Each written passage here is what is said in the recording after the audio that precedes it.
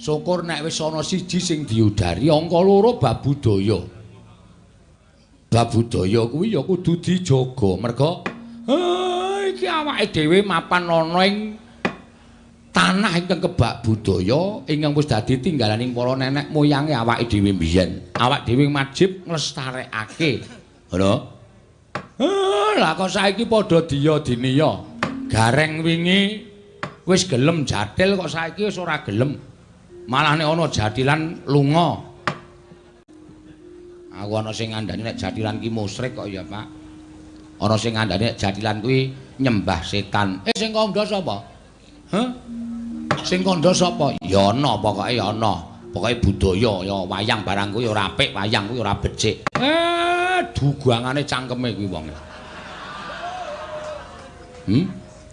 Kowe iki ora kok nyembah wayang. Wayang ki dadi tuntunan, tontonan, tatanan lan tantangan. Kowe tak omongi ya, wong ndelok wayang ki nek tenan-tenan le ndelok mesti bakal entuk ngelmu sing apik, ngentuk ngelmu sing becik, entuk tuntunane falsafah Jawa. Ngono. Wong Jawa ki alus. Wong Jawa ki kebak sasmita.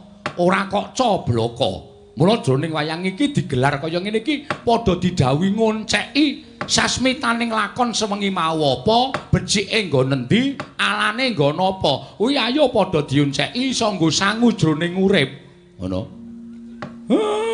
Lah kowe kok percaya karo wong kono-kono sing ora seneng karo budayane awake dhewe. Mongko kuwi wong Jawa, kok nglarang adat budaya Jawa. Uteke wis kuwalik. Nggih.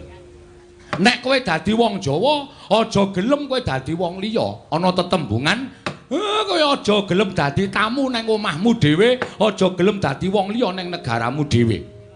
Lincak blangkon surjan jarik kuwi tok upakara sing apik, aja diganti sandangan liyane. Wong nyatane kuwi ya sandangan apik, ya sandangan becik. Iket ki bakal ora le nyolong.